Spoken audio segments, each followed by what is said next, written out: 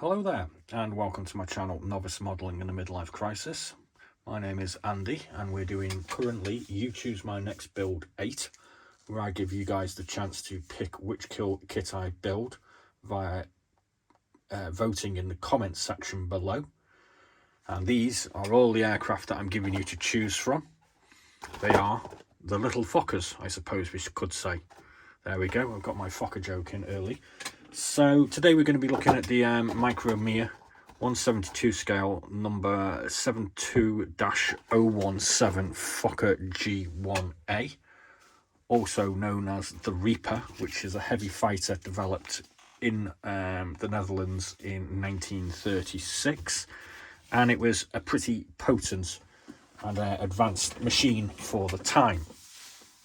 So we're going to go through the history of this kit, a couple of alternates that you can have to build this as well, and then we'll have a look at the parts, we'll have a look at the instructions, and we'll have a look at the photo etch as well. So this kit, I actually got this from a company called Scale Model Kits Ukraine. I don't mind telling you where I got it from because these are kind of hard to get hold of, I suppose you could say. And I paid the going rate $47.99, which is what they're charging at the moment with, I think it's with free postage. And it turned up in one piece. So there we go. There is actually currently somebody else selling one of these on eBay for £39.50. So if you get in there quickly, you can get a kind of cheap one. These are not cheap kits. They are expensive. They do go for a premium amount of money. So the new tool for this was produced in 2021. So it's a relatively up-to-date kit. And like I've said, eBay generally sort of £40 to £50. There is an alternate option to this, an MPM kit created in 1997. Normally they go for around about £50 as well, although some lucky bugger has picked one up recently for £24.99 plus postage, and that is kit number 72034. So obviously it differs from this one. I'm thinking it might have less photo etch in it. It has got photo etch in it, and it has the same style central gondola cockpit area as well, all in one piece of clear plastic. There is also a rare plane vacuum form kit of this available, but that's enough on that topic, I think. So we'll have a look at the parts first. This comes on sort of 5 plastic sprues. So the first one we're looking at here is obviously 2 parts of the booms, aren't they, because it's a twin boom aircraft. So we've got 2 parts on there. We can see a whole range of detail panel lines that are recessed. We've got a variety of little access points. There's no rivet marks on this, but I'm not actually expecting there to be rivet marks on it. Whether they are, I don't know. This here is the nose of the aircraft, and we can see all these little tiny imprints in it. Yeah, they're where the guns stick out. So that's kind of why it was rather potent. There were 2 different armaments options on the aircraft, I believe, but that's a lot of guns. We've got a piece of the undercarriage here. Nice detail, I suppose. I think these are interior bulkheads for either the cockpit or the booms. Got a few little unidentified parts here. This is going to be parts of the undercarriage bay doors. Got some wheels here. They look quite nicely detailed. They are the stick together variety, and I'm thinking that's going to be the front undercarriage. This is a tricycle aircraft, obviously, so I need to remember to put some weights in the nose on this one if I get to build it. Yeah, we don't want an arse sitter. The second sprue is similar to the other one. Again, we've got the booms, we've got a couple of wheels. Looks like we've got more undercarriage parts here, some bulkheads, but we've also got these pieces which are parts of the cockpit interior. This piece of undercarriage does appear to be suffering from a bit of flash, which is not great because that looks kind of fragile to deal with, but it's pretty similar to the first one. Next up we have this sprue, which includes a couple of propellers, a little bit of flash included, a couple of rather nice looking engines. What else have we got going on here? More undercarriage by the look of it, another unidentified part. I think this is part of the seat, which is PE or partial PE. So they're the two sides of it. So that looks interesting. We got a whole other set of bits and bobs on there as well. I haven't seen any guns. I don't think the guns actually stick out on this. I'm not too sure. Okay, so we got the wings. These are the upper surface of the wings, I'm thinking. Well, I might be wrong. It's happened plenty of times before. So we can see we've got built-in ailerons, all those the panel lines. Nothing that stands out, but again, I'm not overly certain whether it's supposed to have anything more than this. So there's no mounting points on any of this anywhere that I've seen so far, so it is sort of put together by eye situation. These are the other parts of the wings. I'm pretty sure these are the lower sections. So this is 2 parts. You will note again, there's no mounting points for this to go into the gondola, which kind of looks interesting. So here we go. This is the gondola. Again, this is all in clear plastic. So you get the opportunity to paint a lot of clear plastic and mask a lot of it off as well, because there's quite a few windows in this.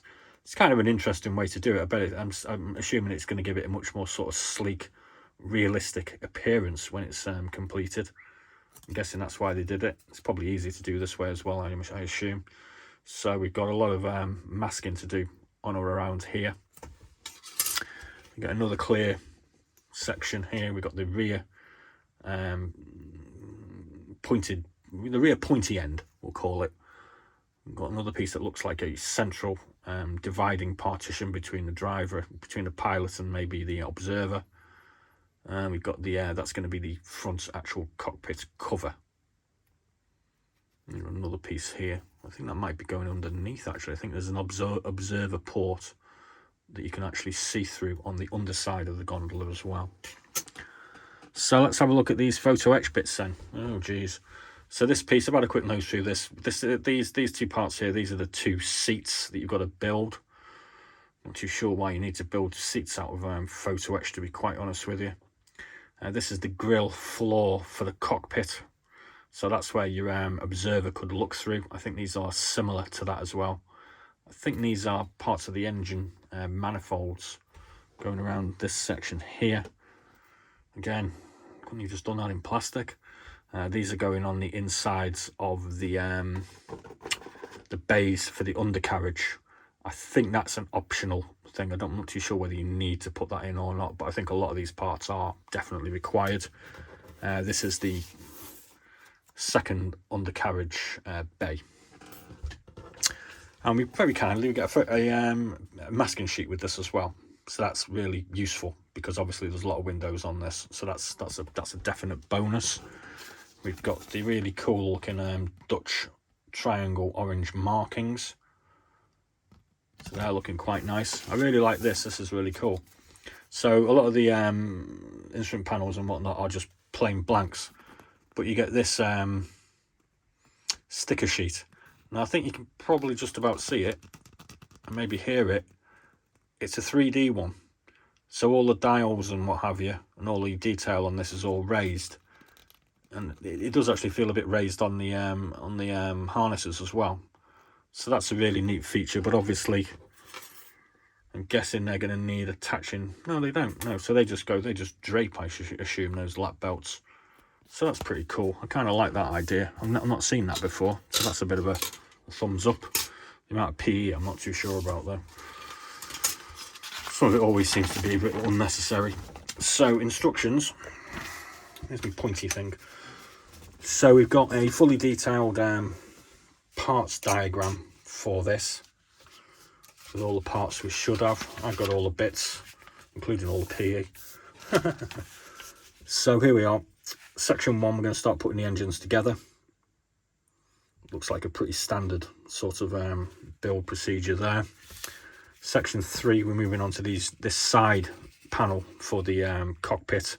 This here is one of these PE bits, which is a grating for the floor. Here we've got a bulkhead.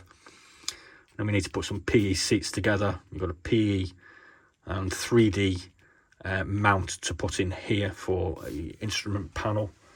I mean, I'm kind of assuming you can probably just stick that to that. I mean, why need to put a blank piece of PE on it? I'm not exactly certain. Again, we've got a similar situation here for a radio set or something. We've got bulkhead going on here. And we're just going to build this up.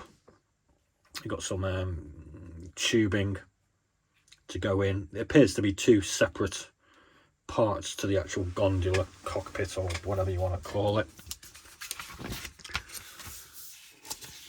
So we've got another seat to build here to go in. We've got some PE foot pedals. Not too sure what that one is. It just looks like an instrument panel. Again, it says 3D, so that's 3D stickers onto a piece of PE, and then it goes into a plastic piece. So it seems overly complex, that, but yeah, we'll figure it out when we get to it, if we get to it. So I mean, obviously it's got a really detailed cockpit interior, lots of framing, lots of panels, lots of detail going on. Got another PE grill to put on the front here, so that's going onto a piece of standard plastic. So again, I suppose you can judge as to whether these things are actually required or not, if if you're like me and you're not overly mastered the photo etch situation yet.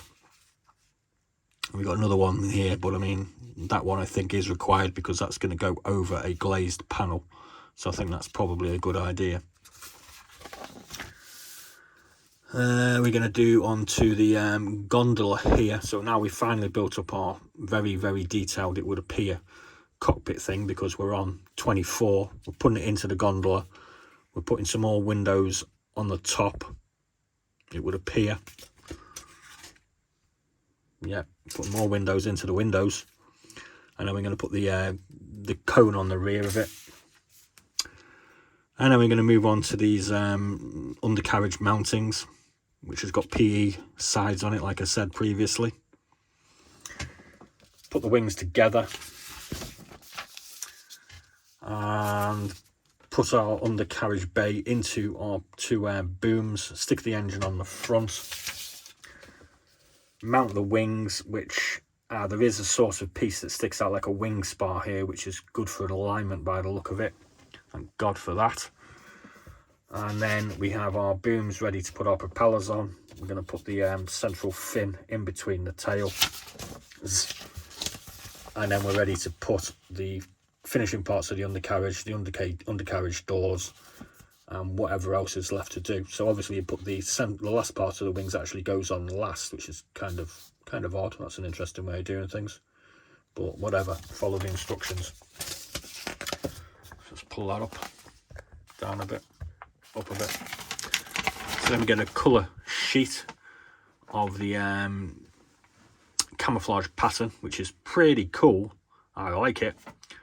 I find these brown undersurfaces to these some of these Dutch aircraft quite intriguing, because brown doesn't seem a very good sort of camouflage thing if you're sort of looking up, but whatever. So you get two different variants there, or is it 307, 312?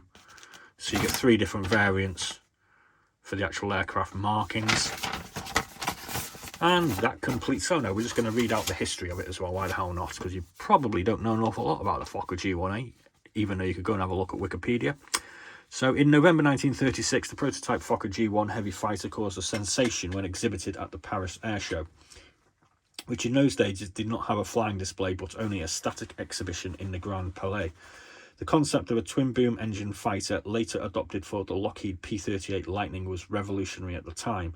Demonstrations had already been given to the Netherlands Army Air Corps at Sotersburg, and considerable interest was shown, resulting at the end of the year in an order for 36 aircraft to be designated G1-A.